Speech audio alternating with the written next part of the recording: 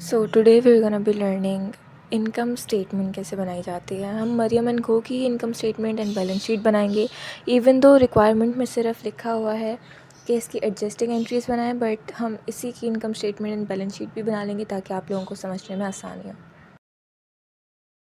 So the first thing that we are gonna be doing, जैसे ही हमारे हाथ में क्वेश्चन पेपर आएगा हम सारे हेड्स मार्क कर लेंगे ताकि हमें आसानी हो आगे एसेट्स, लाइबिलिटीज़, एक्सपेंसेस डिफरेंशिएट करने में।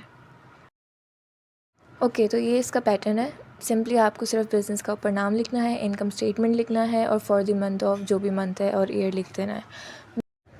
तो मैंने इसको बनाने का फॉर्मेट वीडियो की स्टार्टिंग में दे दिया है, तो होपफुली आप लोगों ने वो देख लिया हो। उस फॉर्मेट के हिसाब से सबसे पहले हम सेल्स लिखते हैं। सेल्स की अमाउंट यहाँ पे लिखी हुई है, तो हम जैसे जैसे जो भी अमाउंट लिखते जाएंगे हम उसको यहाँ पे कट करते जाएंगे। अब सेल्स के बाद कोई सेल्स रिटर्न है नहीं, सेल्स डिस्काउंट है नहीं, तो यही सेल्स ग्रॉस सेल्स और नेट सेल्स हो जाएगी। मैं आप लोगों को लिख के बताती हूँ। As you guys can see कि यही सेल्स ग्रॉस सेल्स और नेट सेल्स बन जाएंगी। अगर सेल्स रिटर्न और सेल्स डिस्काउंट होता है तो हम सेल्स में से इसको माइनस करते और फिर ये सिर्फ ग्रॉस सेल रहती और उसके बाद जो अमाउंट निकल के आती वो नेट सेल्स हो जाती। अब हम इसमें से माइनस करेंगे कॉस्ट ऑफ गुड्स सोल्ड। अब ट्रायल बैलेंस के अंदर उन्होंने कॉस्ट ऑफ गुड्स सोल्ड नहीं लिख के दी हुई, तो हम वो खुद निकालेंगे। कॉस्ट ऑफ गुड्स सोल्ड निकालने के लिए हमें सबसे पहले चाहिए होती है मर्चेंडाइज इन्वेंट्री ओपनिंग। तो जो पहली मर्चेंडाइज इन्वेंट्री ट्रायल बैलेंस के अंदर लिखी होती है वही मर्चेंडाइज इन्वेंट्री ओपनिंग होती है। आप डेट के हिसाब से भी देख सकते हैं। मैं एक दो और इनकम स्टेटमेंट्स की स्क्रीनशॉट जो है वो वीडियो के एंड में शेयर कर दूँगी, so that you guys don't get confused. हम कॉस्ट ऑफ गुड्स सोल्ड निकालने के लिए मर्चेंडाइज इन्वेंट्री ओपनिंग में ऐड करेंगे परचेजेस, और उसके बाद जो अमाउंट आएगी हमारे पास उसको हम cost of goods available for sale कहते हैं। ये सब चीज़ें याद करने के लिए आपको बेसिकली प्रैक्टिस की ज़रूरत है। प्रैक्टिस से ये सारी चीज़ें बहुत ईजिली याद हो जाएंगी, ट्रस्ट में। अब इसमें से हम लेस करेंगे merchandise inventory ending. Merchandise inventory ending आपको यूजुअली एडजस्टमेंट जो दी जाती हैं उसमें पहली ही एडजस्टमेंट मर्चेंडाइज इन्वेंट्री एंडिंग की होती है। इसमें कुछ चेंजेस वगैरह करने की ज़रूरत नहीं है हमें। हमने इसकी एंट्री पहले भी बनाई थी और इसकी अमाउंट है 75,000। अब हम cost of goods available for sale में से माइनस करेंगे मर्चेंडाइज इन्वेंट्री एंडिंग। जब भी हम किसी अमाउंट को लेस करते हैं, माइनस करते हैं, तो हम उसको ब्रैकेट में शो करते हैं। अब जब हम cost of goods available for sale में से मर्चेंडाइज इन्वेंट्री एंडिंग माइनस करते हैं तो हमें कॉस्ट ऑफ गुड्स सोल्ड मिल जाता है। तो हम इसको सेल्स में से माइनस करते हैं। वंस अगेन हमने इसके ब्रैकेट इसलिए लगाया क्योंकि हम माइनस को शो कर। अब हम सेल्स में से कॉस्ट ऑफ गुड्स सोल्ड को माइनस करेंगे तो हमें ग्रॉस प्रॉफिट मिलेगा। यूजुअली हर बिज़नेस को यहाँ तक प्रॉफिट ही हो रहा होता है, तो अगर आपका आंसर यहाँ पे लॉस में आ रहा है तो मे बी आपने कुछ गलत किया है। अब हम ग्रॉस प्रॉफिट में से सारे ऑपरेटिंग एक्सपेंसेस को माइनस करेंगे।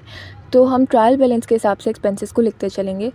तो सबसे पहला एक्सपेंस जो आ रहा है हमारे पास वो है सैलरीज़ एक्सपेंस। हम सैलरीज़ एक्सपेंस को लिखेंगे अब, और इसके अमाउंट मैं आपको बताती हूँ कैसे देखनी है। ओके, तो यहाँ पे हमने सैलरीज़ एक्सपेंस लिख लिया। अब मैं आपको बताती हूँ इसकी हम अमाउंट कैसे लिखेंगे। कल जो हमने एडजस्टिंग एंट्रीज़ बनाई थी वो यहाँ पे बहुत ज़्यादा काम आएंगी। इसके अंदर एक एडजस्टमेंट थी सैलरीज़ एक्सपेंस की जो कि थी 5,000। अब सैलरीज़ एक्सपेंस जब बढ़ता है तो वो डेबिट होता है, विच मीन्स कि ये बढ़ रहा है यहाँ पे, इसलिए डेबिट हुआ है। तो हम इसको ऐड करेंगे इस 5,000 वाली अमाउंट को। किस में ऐड करेंगे हम? ट्रायल बैलेंस वाले सैलरीज़ एक्सपेंस की अमाउंट में, विच वॉज 15,000। तो 15,000 plus 5,000 became 20,000। Let me right it down for you.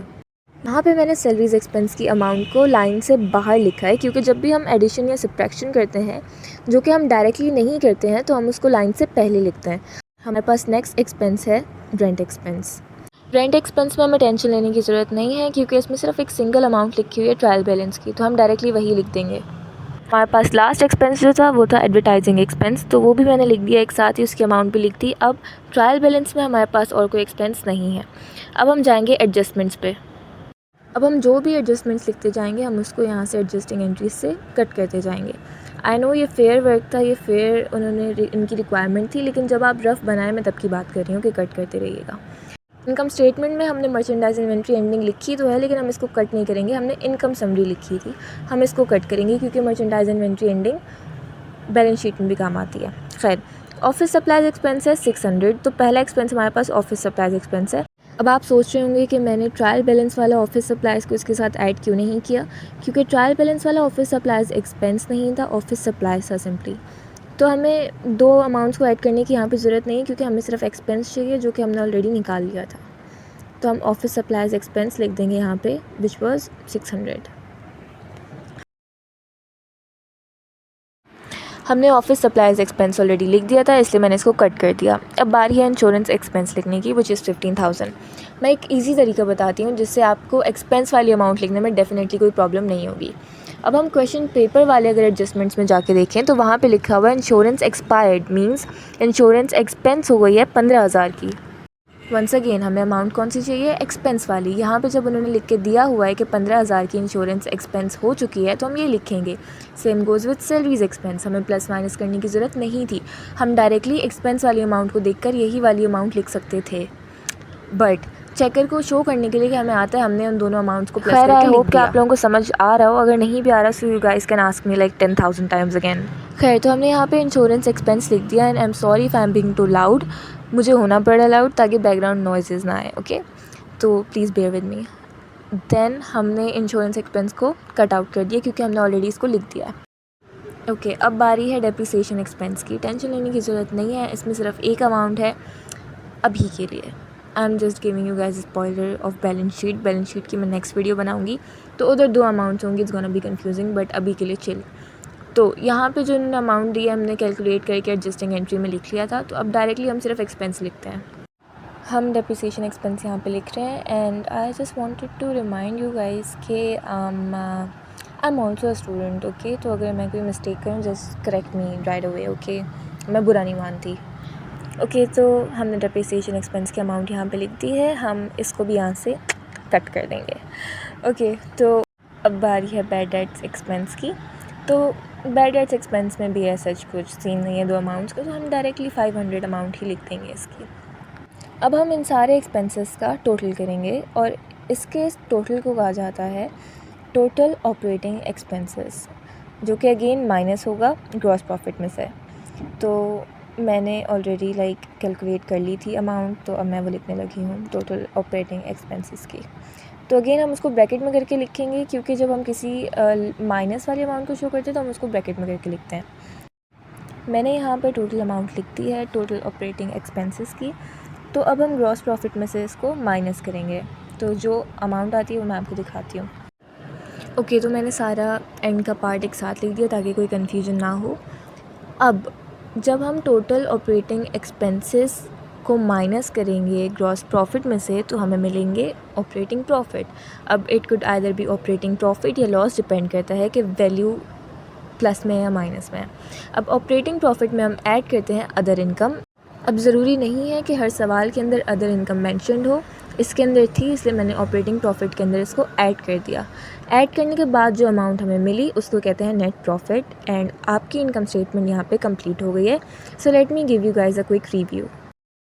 Income statement हमने स्टार्ट की थी सेल्स से, ग्रॉस या net sales.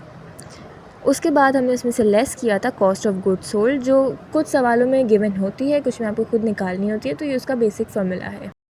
Merchandise inventory ending को हमने cost of good available for sale में से माइनस किया, तो हमारे पास आ गया कॉस्ट ऑफ गुड्स सोल्ड, जो कि अगेन हम माइनस करेंगे सेल्स में से, तो हमें मिल जाएगा ग्रॉस प्रॉफिट। उसके बाद हम ग्रॉस प्रॉफिट में से लेस करेंगे ऑपरेटिंग एक्सपेंसेस।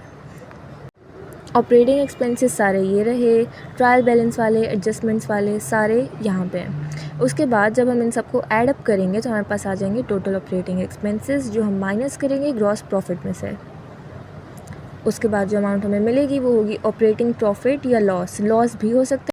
खैर, हम ऑपरेटिंग प्रॉफिट में ऐड करेंगे अदर इनकम, कोई भी इनकम हो सकती है, कमीशन इनकम थी तो हमने उसको ऐड कर दिया। और उसके बाद जो हमें मिला वो था नेट प्रॉफिट। बेसिकली आपकी इनकम स्टेटमेंट यहाँ पे कंप्लीट होती है। Bye bye.